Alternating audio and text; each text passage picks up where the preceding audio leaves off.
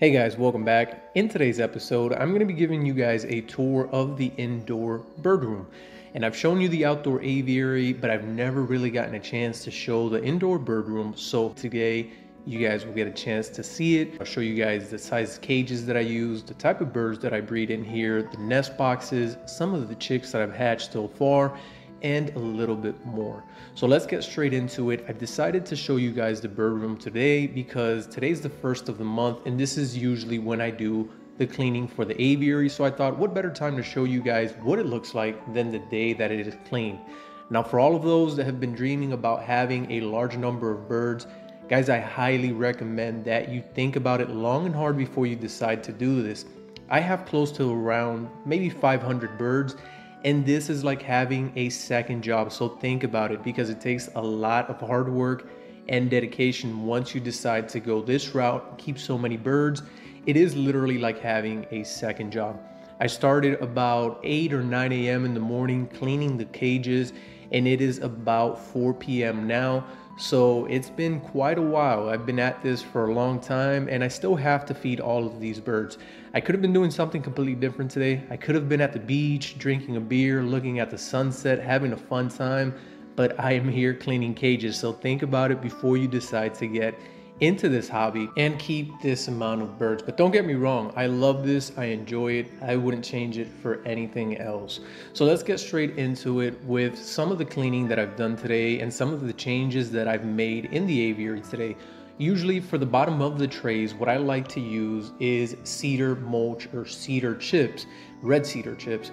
And this is something that if you've never smelt it, you definitely are missing out. It smells incredible, and I've used the red cedar chips for years because of how great they smell, but they come with problems. And one of the biggest problems that I've been having lately with these red cedar chips is that as the birds flap around inside of the cages, the cedar chips go outside of the trays and they land on the floor, in between the cages, underneath the cages, and it causes a huge mess where constantly I have to be sweeping the floors.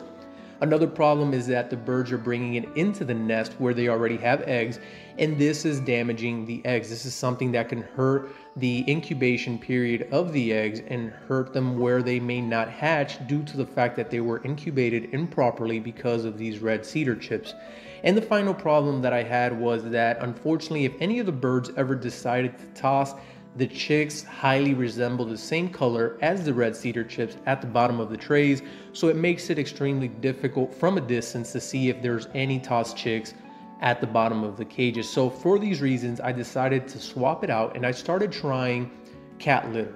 Now I'm using unscented organic cat litter at the bottom of these trays, so we'll see how it goes. And I would love to hear from you guys what type of materials you guys use for the bottom of your cages, because this is something that I'm trying for this month, and I want to see if there's any change, if it smells better or worse inside of the aviary. Unfortunately, since this cat litter is unscented, I don't know if it's going to help much with the smell. Let's face it, when you keep this amount of birds, I love them, but birds give a certain smell, and the red cedar chips help with that smell. Unfortunately, now the cat litter may not do as well as far as taking away that odor from the birds, but it definitely will make the aviary cleaner, and it'll get rid of some of these problems that the cedar chips were causing me. Now, I also did end up changing some of the cages inside of the bird room. I've posted pictures before of what my breeding setup would look like inside of my bird room, and probably if you've been keeping up with some of the posts that I've been doing, you've noticed that it is completely different here, and that's because I ended up buying more cages that are 24 by 16 by 16, and now the left side of the aviary and the right side of the aviary are full of these cages. So on the left side I have 45, and on the right side I have 30. And the original cages that I used to have on the left side of the aviary were 32 by 18 by 18, and this is where I bred a majority of African species just because of the space that these species require. But even in these 32 by 18 by 18, I was having problems with some of the species not wanting to breed. So what I ended up doing was I bought the 24 by 16 for all of the Australian species, which are a little bit easier to breed in cages, and I ended up combining my 32 by 18 by 18 cages into flights. So now each one is about 6 feet long, by 18 by 18. And inside of these, what I keep are the Dybowski's twin spots and the lavender wax bills. And it has been amazing keeping them inside of these cages because they have given me great success. Thanks to the size of these flights, all of these species are now currently breeding. Some are on eggs, some have already hatched chicks, and some have already fledged chicks, which there are more videos coming soon related to these birds and what they have been doing. So if you haven't subscribed to the channel, I highly recommend it, as the lineup of videos that are coming out within the next couple of weeks are going to be amazing, and hopefully you guys will enjoy them. As far as the nest goes inside of the bird room, I like to use just regular square plastic nest for the cages that are 24 by 16 by 16 that all of the Australian species use. And this is something that they prefer. I used to put a variety of different shrubs inside of the cages just to give them a bit more privacy and have them feeling a bit more comfortable in the cages. But I've noticed that they did over time get dirty. The birds would poop on them and it became a hassle when it came time to cleaning them.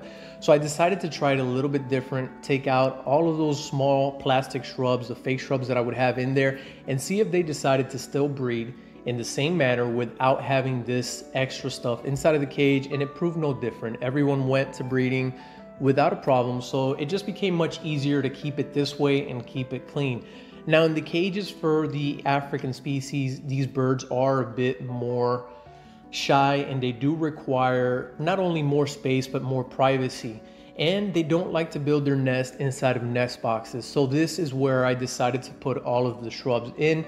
And as you can see, this is where they like to build their nest. So thanks to this, I've been able to successfully breed a variety of different African species, not just because of the space that they have, but because of these fake shrubs.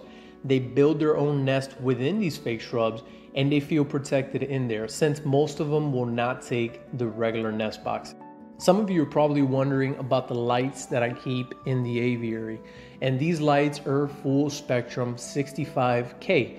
Now, I don't know much about lights. I don't know much about what that means. All I know is that it is natural light and it's supposed to be a full spectrum lighting. The lights inside of the aviary turn on at 7 in the morning and they shut off at 8 at night. And this gives them enough daylight to stimulate the birds to breed.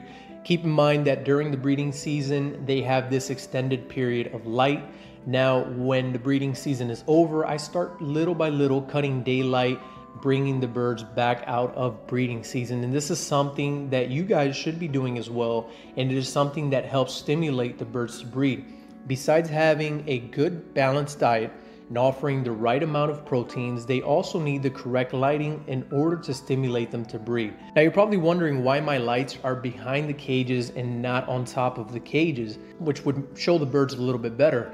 And the problem is that unfortunately in the garage, I don't have the clearance to separate the cages and leave a gap in between each ones to put light. I would be able to, but I would end up losing one row. And if I lost one row, I'd have less cages. If I had less cages, I'd have less birds. And unfortunately, my addiction doesn't allow me to have less cages or less birds. This breeding season so far has been great. And I usually start my breeding season in about the beginning to middle of October. That's when I start to pair up all the birds. And usually by the end of November, I'll start to have my first chicks.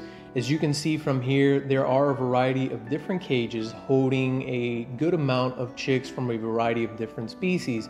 Now, usually what I'll end up doing is I'll hold these chicks till about the time that they finish their molt. Once they finish their molt, I start to sex them individually, see how many males, how many females I get from each pair. From there, I'll start to make unrelated pairs, see how many I can keep, and then the rest I end up selling.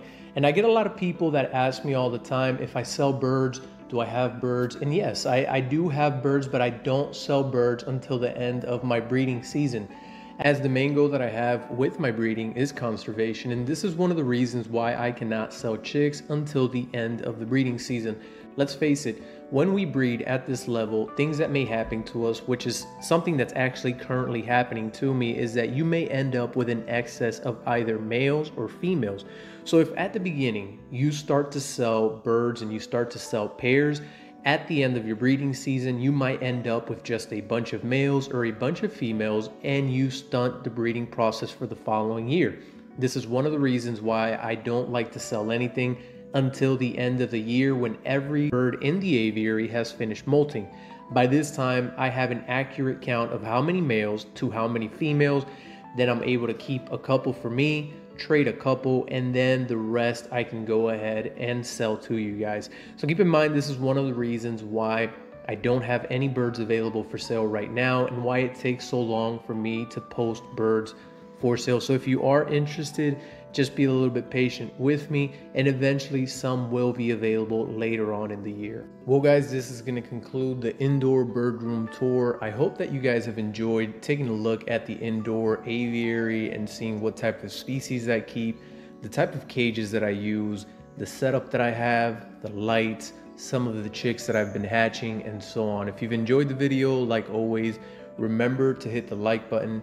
Also consider subscribing if you haven't done so already, as this continues to help the channel grow for future videos that hopefully will be helpful to you guys. Remember to hit that notifications button, as this will remind you every single time that I post a video, and this way you are up to date with the videos that are being posted. I hope that you guys have a wonderful day, and we will see each other in the next video.